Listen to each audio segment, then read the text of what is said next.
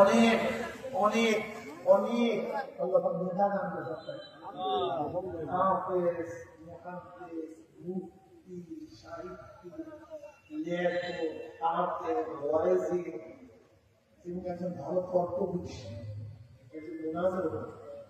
আমি বিশ্বাস করি আল্লাহ পাক রব্বুল আলামিন এরকম ব্যক্তিদেরকে সংসদে নেন, পাথরের যুক্তির সামনে কাঁটায় পাথর পেশ করতে পারে, আস্তিকরা তাদের যুক্তি অবশ্যই প্রমাণ করতে পারবে।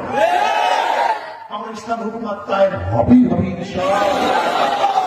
আমাদের শামসুল আসলামী সাহেব ইনশাআল্লাহ আগামীতে ইনশাআল্লাহ এই এলাকা থেকে নির্বাচন করার জন্য ইসলামী আন্দোলন তরফ থেকে ঘোষণা দেওয়া হলো। আলহামদুলিল্লাহ।